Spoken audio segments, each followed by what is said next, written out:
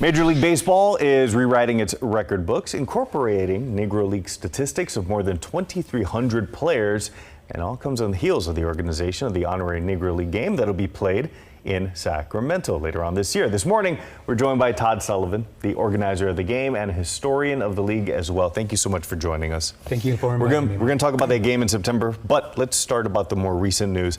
The significance. What is the significance of incorporating these stats into the MLB record books? Well, the significance is to tell their story. Yeah. You know, from in 1920 to 1948 is basically what they consider the Negro Leagues.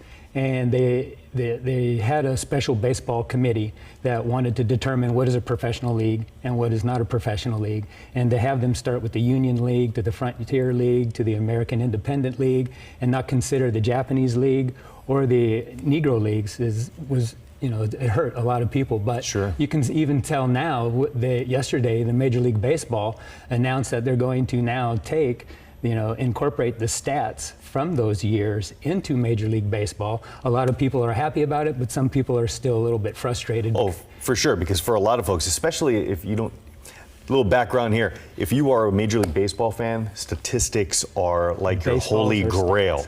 So seeing these stats kind of fluctuate can definitely be controversial. Speaking of which, Josh Gibson, now the all-time batting average champion. He's a prolific hitter. He also hit 800 home runs throughout his career. Why are his 800 home runs not being included as part of this new record?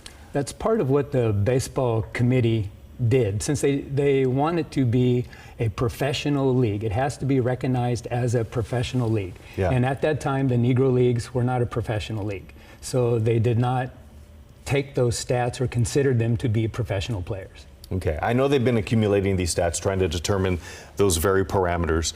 Do you anticipate any more stats being added in the future? Could we start seeing more league leaders, new all-time record holders in certain categories? Yeah, for many years, I've worked with Bob Kendrick at the Negro League Baseball Museum in Kansas City. Mm-hmm. And yes, there's still going to be a lot more stats that will be presented, because it's real hard to, they have a group of people that they put together a committee, and they're trying to find box scores from years ago, and then they got to, decide, is this box score legit? Who was it? Where was it? Can they read the printing that people wrote down? So the stats that were actually taken it's taken a massive amount of people to get these stats on record, and they're still working on other stats right now. Speaking of tremendous efforts, you're going to be heading into your fourth year now, putting on this commemorative game. You have one coming up in September. Tell us all about just the passion behind wanting to make this thing a reality.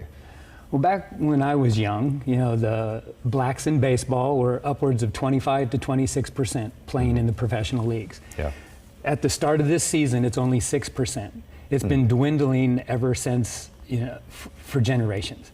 And it's been my purpose to make sure the community and the youth know the history of the Negro Leagues, because history, they call baseball America's pastime, but there's no America pastime without the Negro Leagues. Yeah. You can't discuss baseball without the Negro Leagues. There's too many great players, Josh Gibson, Satchel Paige, Cool Papa Bell. I mean, the stories that are, told out of that era are just unbelievable. Real quick, if somebody is interested in checking out exactly more information on your game that's coming up in September, where can they go? I'm working with the Sierra Community Medical Foundation, so we're also going to add a lot of medical stuff. So there'll be booths out there, so you can not only see a great baseball game, see Bob Kendrick, see Dave Stewart. He'll be out there. It's basically all the elite high school black and brown players here in Sacramento are going to be on the ball field playing in traditional uniforms in front of college scouts, professional scouts, but to raise money for the Negro League Baseball Museum, as well as yesterday's Negro League Baseball Players Foundation. The foundation is where players, there's not very many alive, there's about 8 or 9 left, but they don't receive pension. So I try to raise money to help that foundation so those players can receive funding and money, as well as keep, their livelihood and what they put into the history, stay present. Just an amazing effort. Thank you so much for everything that you do and for your time this morning. We appreciate it. I appreciate you, man. All right, Brandy.